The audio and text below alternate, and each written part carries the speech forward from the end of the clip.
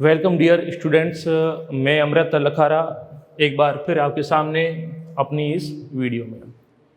अभी तक अपने पिछले क्लास के अंदर इलेक्ट्रिक फील्ड, इलेक्ट्रिसिटी, इसके रिगार्डिंग हमने टॉपिक पढ़े थे।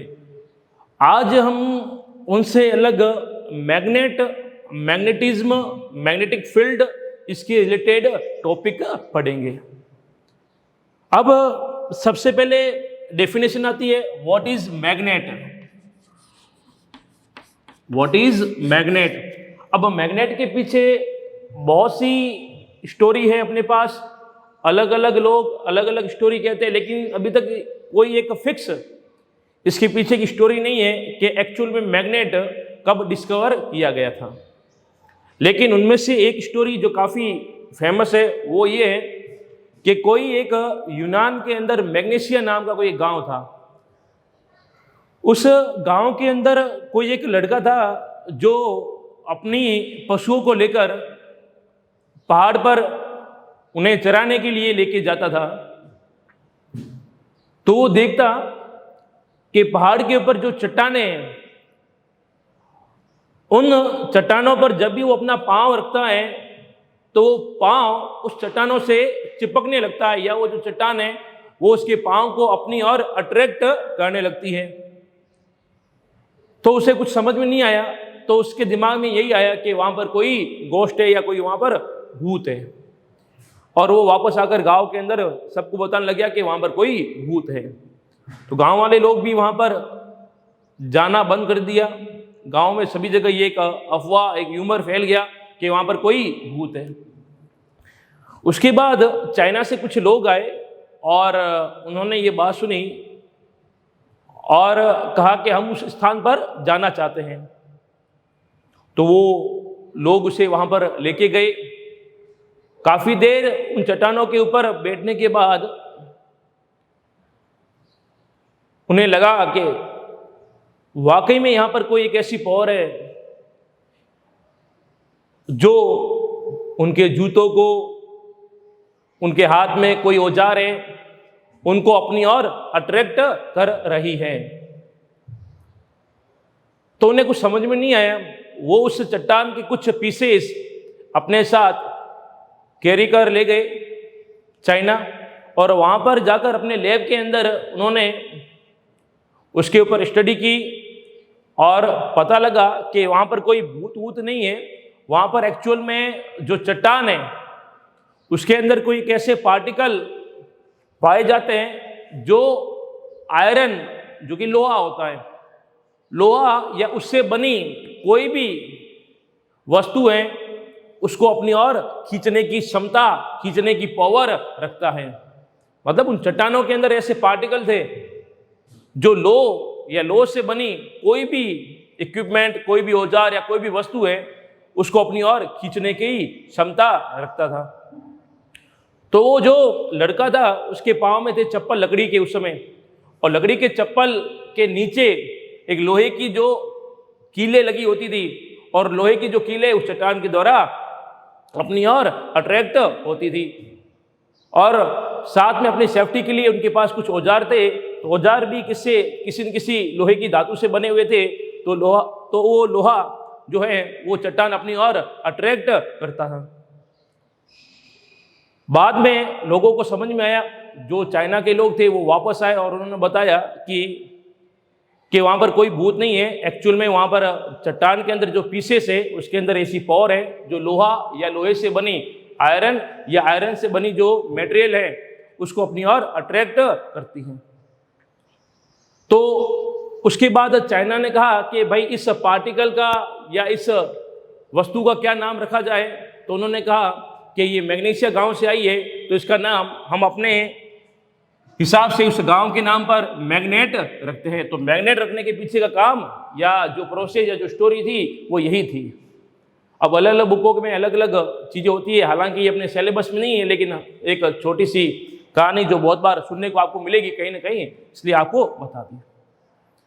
अब एक बात तो समझ में आ गई कि मैग्नेट एक ऐसा ऑब्जेक्ट, एक ऐसी वस्तु होती है जो लोह या लोह के अयस्क से बनी कोई भी वस्तु जो होती है, या जो आयरन से बनी कोई भी एक वस्तु होती है उसको अपनी ओर अट्रैक्ट करता है। आप इस मैग्नेट के पास चाहे आप लोहे की कील या कुछ भी लोहे से बने वस्तु इसके पास लेके जाओगे तो ये जो मैग्नेट है वो उस लोहे से बनी कीलों को अपनी ओर अट्रैक्ट करने की क्षमता या पावर रखता है। ठीक है, उसके बाद एक चीज आती है कि मैग्नेट कितने टाइप का होता है। तो मैग्नेट दो टाइप का होता है, क्योंकि ये भी आपके 10th के अंदर इसका क्लासिफिकेशन या मैग्नेट क्या है नहीं दिया हुआ है। 10th के अंदर सीधा ये टॉपिक आपकी चलता है, लेकिन आपको बेसिक मैग्नेट के बारे में नॉलेज होनी चाहिए। ठीक है, अब मैग्नेट कितने टाइप का होता है? मैग्नेट दो टाइप का होता है, पहला temporary, second permanent. Temporary magnet का मतलब ये होता है कि वो मैग्नेट जिसके अंदर मैग्नेटिज्म की जो पावर है, लोहे की वस्तु को अपनी ओर अट्रैक्ट करने की जो पावर है, वो जब तक कारण है तब तक ही रहे, उसको टेम्पररी मैग्नेट कहा जाता है। जैसे आपने देखा होगा कभी कभी जो ट्रेन के डिब्बे होते हैं वो पटरी से नीचे आ जाते हैं, तो उन्हें वापस पटरी पर लाने के लिए एक इलेक्ट्रिक क्रेन लाई जाती है और वो इलेक्ट्रिक क्रेन उस डब्बे को उठाकर उस पटरी के ऊपर वापस रखती है। तो उस इलेक्ट्रिक क्रेन के अंदर जो होता है वो एक मैग्नेट होता है, पावरफुल मैग्नेट होता है, जो इलेक्ट्रिसिटी से बनाया जाता है। डब्बा पटरी पर रखने के बाद स्विच ऑफ कर देते हैं तो उसके अंदर जो मैग्नेटिज्म की जो पावर है वो चली जाती है। तो वो मैग्नेट जिसके अंदर अट्रैक्ट करने की पावर या उसके अंदर का जो मैग्नेटिज्म है जब तक कारण है तब तक ही उसके अंदर प्रेजेंट है, उसके बाद उसमें नहीं होता है, उसको क्या बोलते हैं? टेम्परेरी। जैसा नाम है वैसे इसकी डेफिनेशन है। उसके बाद है परमानेंट मैग्नेट। परमानेंट मैग्नेट का मतलब ये होता है कि उसके अंदर जो मैग्नेटिज्म की जो पावर है सॉरी, उसके अंदर जो मैग्नेटिज्म की जो पावर है वो बहुत लंबे समय तक विद्यमान है।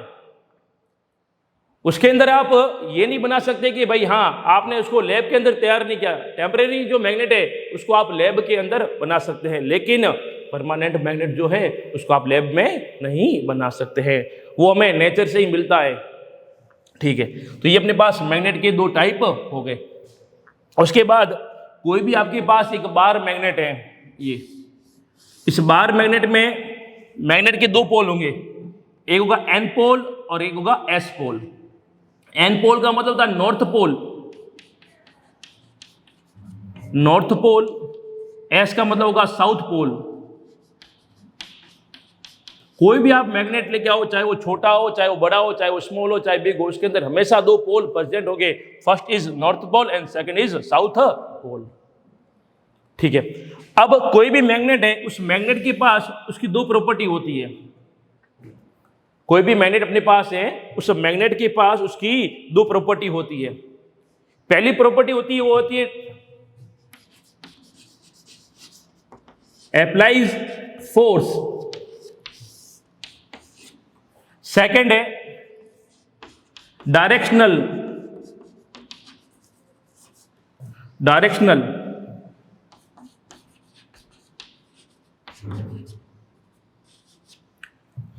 कोई भी मैग्नेट अपने पास है, उसके पास दो प्रॉपर्टी होगी। पहली होगी अपने पास अप्लाइज फोर्स, सेकंड होगी डायरेक्शनल प्रॉपर्टी।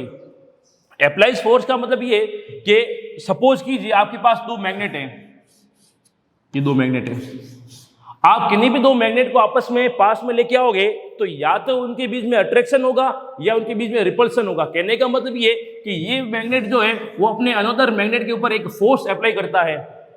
अब उस फोर्स की रेंज क्या होगी इसको अपन आगे पढ़ेंगे। यहां पर जैसा अपन ने चार्ज के अंदर पढ़ा था कि किसी भी चार्ज के पास में किसी अन्य चार्ज को लेके आओगे तो वो चार्ज जो है वो सेकेंडरी चार्ज के ऊपर कोई ना कोई फोर्स लगाता है। फोर्स अट्रैक्शन फोर्स भी हो सकता है या वो फोर्स रिपल्सन फोर्स भी हो सकता है। तो ठीक इसके अंदर भी ऐसा होगा कि किन्हीं भी दो मैग्नेट को पास में लेके आओगे तो या तो इन मैग्नेट के बीच में फोर्स ऑफ अट्रैक्शन लगेगा या इन मैग्नेट के बीच में फोर्स ऑफ रिपल्सन लगेगा।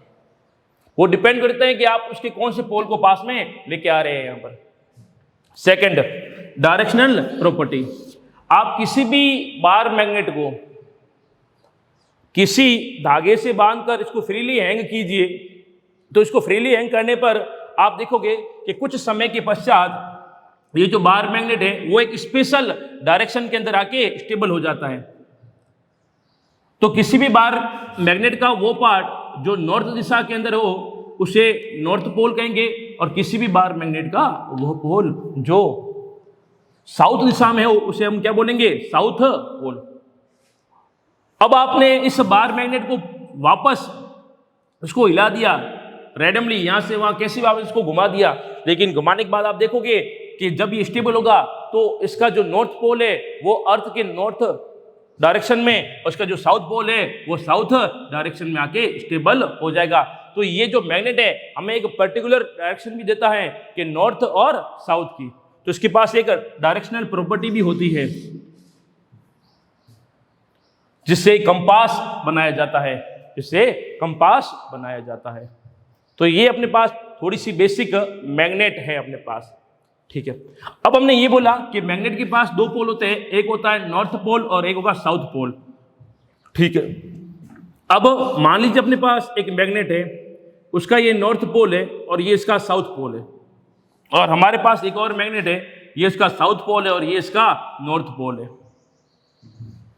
अब इस मैग्नेट के पास लेके जाओ या इस मैग्नेट को इस मैग्नेट के पास लेके जाओ तो आप देखोगे कि इन दोनों के बीच में अट्रैक्शन होगा, इन दोनों के बीच में अट्रैक्शन होगा। और ठीक आप वही मैग्नेट है, ये इसका एन पोल और ये इसका एस पोल, और ये अनदर मैग्नेट का एन पोल और ये एस पोल। अब दोनों एन एन पोल को पास में लेके जाओगे तो आप देखोगे कि इनके बीच में क्या होगा, रिपल्सन होगा, इनके बीच में क्या होगा, रिपल्सन होगा।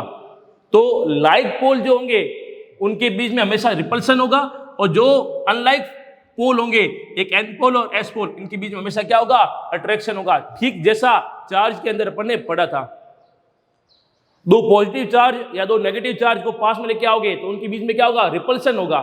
तो यहां पर भी सेम है, सेम पोल को लेके आओगे इनके बीच में क्या होगा, रिपल्सन होगा। और उसमें क्या था, एक प्लस और एक माइनस, या माइनस से प्लस को पास में लेके आओगे तो उनके बीच में क्या होगा, अट्रैक्शन होगा। तो ठीक यहां पर भी ऐसा हो रहा है।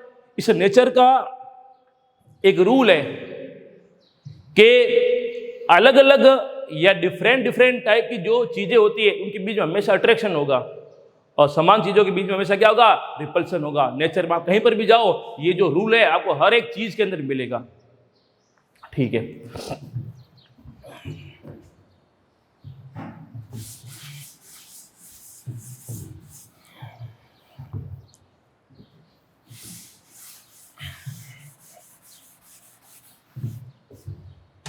तो मैग्नेट क्या है उसका बेसिक नॉलेज हमें यहां पर हो गया है।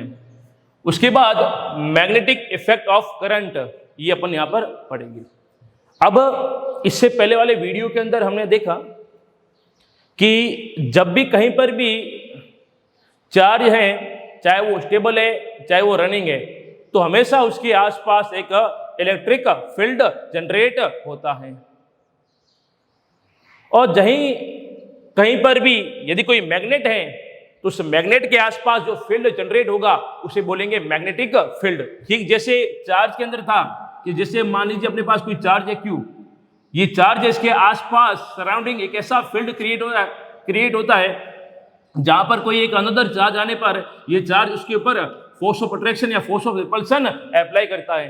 ठीक मैग्नेट के अंदर भी यही होगा कि ये अपने पास एक बार मैग्नेट है, तो इस बार मैग्नेट के आसपास भी एक ऐसा फील्ड जनरेट होगा कि इस फील्ड के अंदर यदि कोई अनदर मैग्नेट आता है तो ये मैग्नेट उस अनदर मैग्नेट के ऊपर एक फोर्स अप्लाई करेगा, चाहे वो फोर्स ऑफ अट्रैक्शन हो चाहे वो फोर्स ऑफ रिपल्सन हो। इतनी बात समझ। ठीक जैसा चार्ज था वैसा यहां पर मैग्नेट है, दोनों में लगभग सिमिलरिटी लेके चलेंगे अपन, यहां पर दोनों को कंपेयर करके अपन हमेशा यहां पर पढ़ेंगे, ठीक है। तो किसी भी मैग्नेट के आसपास सराउंडिंग वो एरिया जहां पर वो किसी अनदर मैग्नेट के ऊपर फोर्स अप्लाई कर सकता हो, तो वो एरिया जो है वो कहलाता है उसका मैग्नेटिक फील्ड।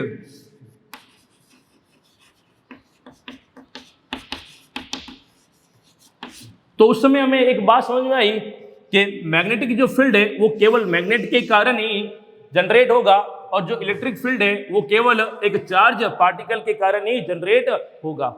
इसके अलावा हमने कुछ सोचा भी नहीं था। लेकिन एक साइंटिस्ट जिसका नाम था ओरस्टेड,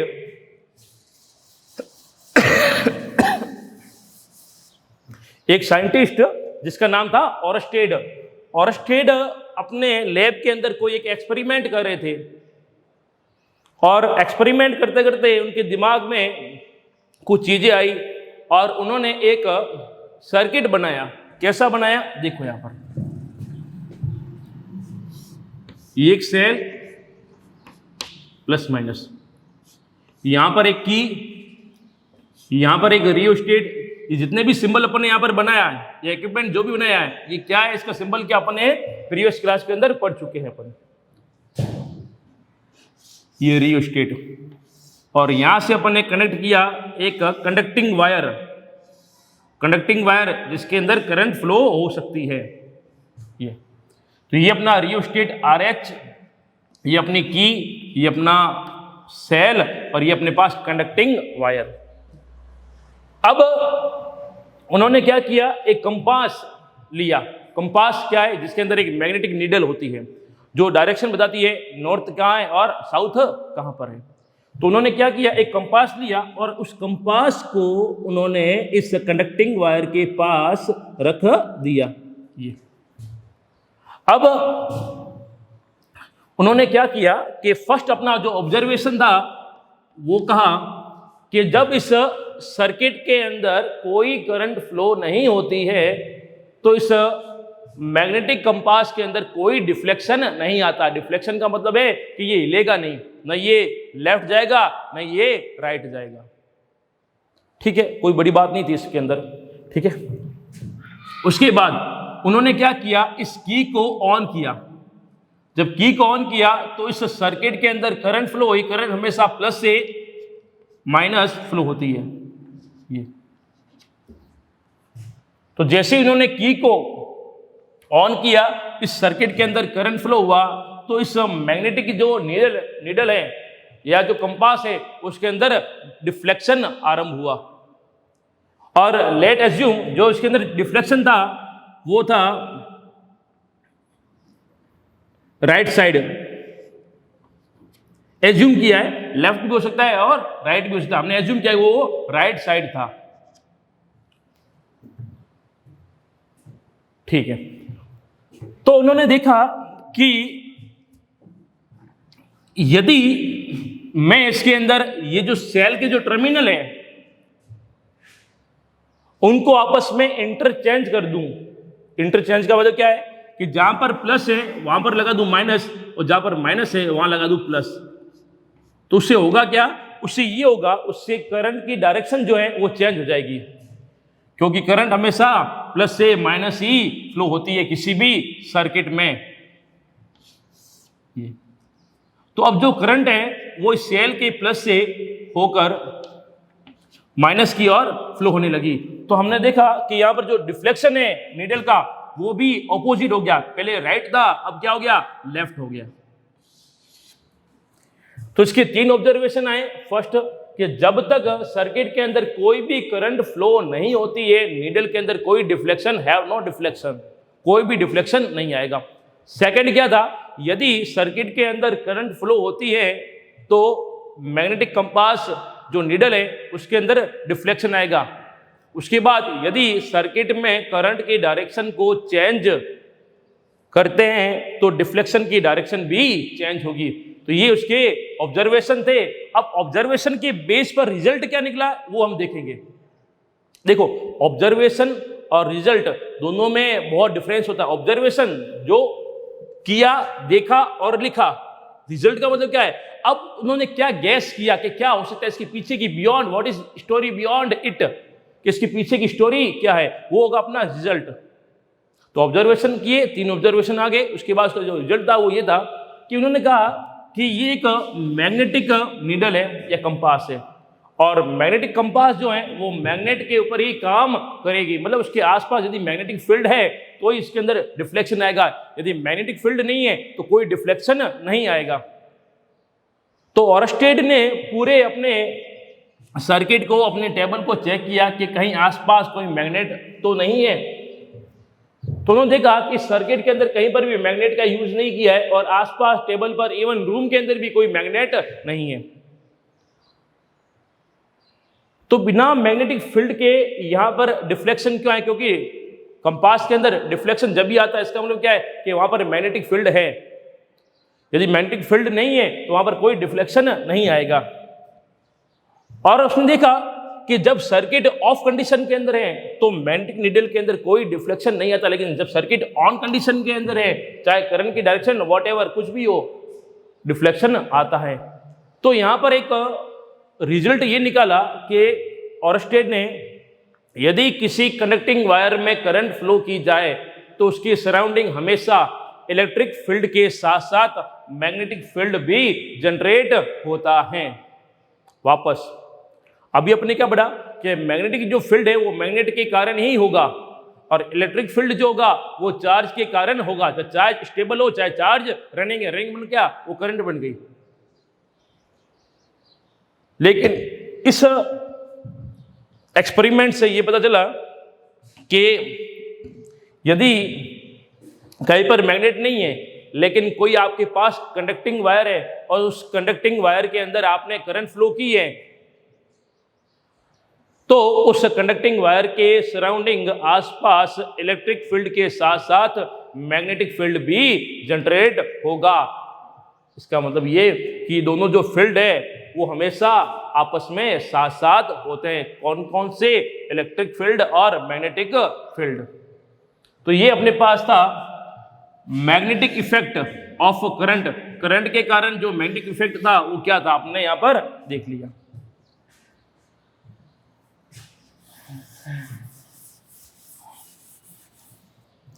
अगला जो पार्ट अपने पास है वो है मैग्नेटिक फोर्स।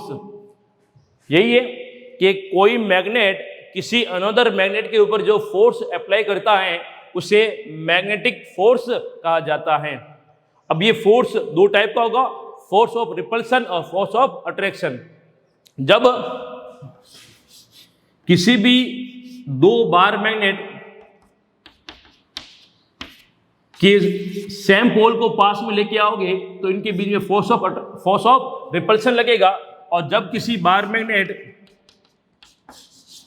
के अनलाइक पोल को, ये एन पोल है, ये एस पोल है, या ये एन है या ये से, उनको पास में लेके आओगे तो उनके बीच में फोर्स ऑफ अट्रैक्शन लगेगा, जो कि अपन पढ़ चुके हैं। उसके बाद मैग्नेटिक फील्ड, किसी भी मैग्नेट के सराउंडिंग वो फील्ड जहां पर वो किसी अन्य मैग्नेट के ऊपर फोर्स अप्लाई कर सकता है, वो फील्ड क्या कहलाएगा? इसका मैग्नेटिक फील्ड कहलाएगा।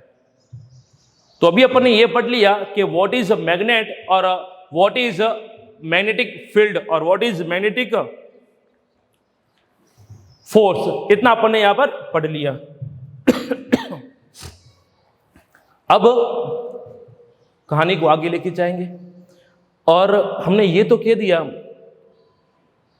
कि ये मैग्नेट है, ये मैग्नेटिक फोर्स है, लेकिन थोड़ा सा ध्यान दिया जाए, कहीं पर भी फोर्स का वर्ड आता है तो फोर्स एक वेक्टर क्वांटिटी है तो उसकी डायरेक्शन भी होगी। तो यहां पर अपन बार बार एक नाम ले रहे हैं कि मैग्नेटिक फोर्स। तो इस मैग्नेटिक फोर्स की डायरेक्शन क्या होगी, या अपन यहां पर बात करें मैग्नेटिक फील्ड, तो इस मैग्नेटिक फील्ड की डायरेक्शन क्या होगी? तो मैग्नेटिक फील्ड की डायरेक्शन फाइंड करने के लिए हमारे पास दो रूल है। तो अपना जो अगला टॉपिक है वो यही है, डायरेक्शन ऑफ मैग्नेटिक फील्ड।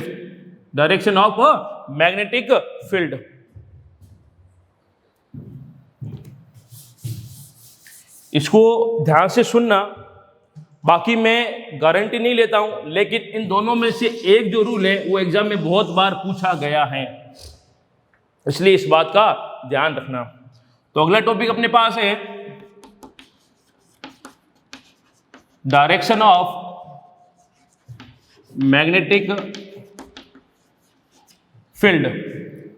अब किसी भी मैग्नेटिक फील्ड की डायरेक्शन फाइंड करने के लिए हमारे पास दो रूल हैं। First is right hand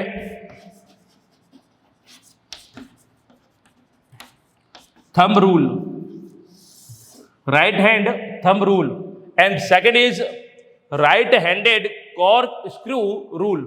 in दोनों में से आप कोई भी रूल अप्लाई करके आप मैग्नेटिक फील्ड की डायरेक्शन फाइंड कर सकते हैं, लेकिन मैं हमेशा आपको यही कहूंगा कि जब भी आपको मैग्नेटिक फील्ड की डायरेक्शन फाइंड करना है तो आप ये वाला रूल लेके चलो जो बहुत ही इजी है। अब ये रूल क्या कहता है, यहां पर मान लीजिए अपने पास कोई एक कंडक्टिंग वायर है, ये अपने पास मान लीजिए कोई एक कंडक्टिंग वायर है, कंडक्टिंग वायर जिसके अंदर से करंट फ्लो हो सकती है। अब वो क्या कहता है ये रूल कि अपने राइट हैंड से उस कंडक्टिंग वायर को इस प्रकार पकड़े कि जो थंब है राइट हैंड का वो उस कंडक्टिंग वायर के अलोंग रहे और जो आपकी फिंगर है वो कुछ ऐसी मुड़ी हुई रहे। तो आपका जो थंब है वो करंट की डायरेक्शन को बताएगा और जो ये फिंगर है आपकी वो मैग्नेटिक फील्ड की डायरेक्शन को बताएगी। जैसे मान लीजिए अपने पास कोई एक कंडक्टिंग वायर है और इसके अंदर जो करंट की डायरेक्शन है वो बॉटम टू टॉप की ओर है, डाउनवर्ड से अपवर्ड डायरेक्शन के अंदर है। तो वो क्या कहता है कि इस कंडक्टर को अपने राइट हैंड से इस प्रकार पकड़े कि जो आपका थंब है वो उस करंट के डायरेक्शन के अलोंग में रहे और जो अंगुलियां हैं वो आपके मैग्नेटिक फील्ड की डायरेक्शन को बताएगी। और आपको यहां कहा जाए कि इसमें मैग्नेटिक फील्ड की डायरेक्शन क्या होगी तो आप बोलोगे ये एंटी क्लॉकवाइज।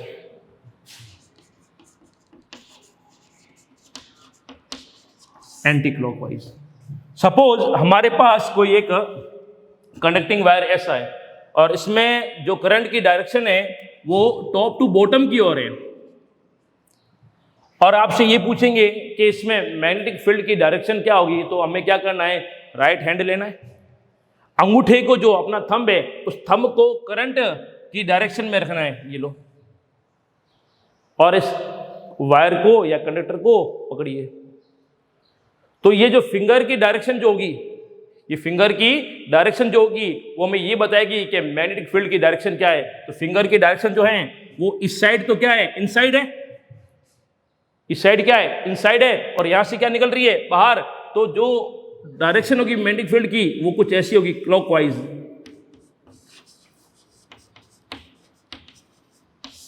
क्लॉकवाइज। अब ध्यान देना, यदि कहीं पर भी किसी भी प्लेन में मैग्नेटिक फील्ड की डायरेक्शन इनसाइड है तो उसको हमेशा इस प्रकार के सिंबल से डिनोट किया जाएगा।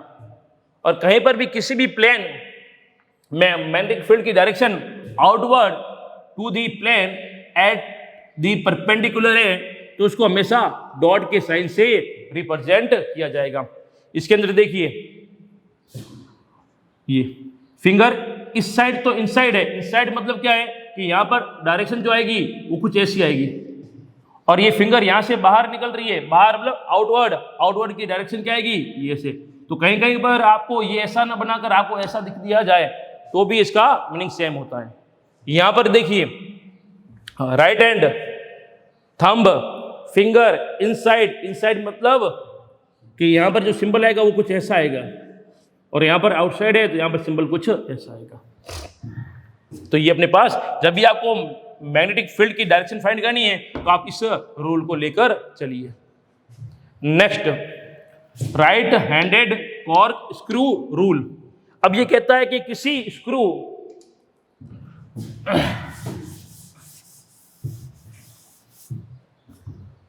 जो कि कुछ ऐसा होगा,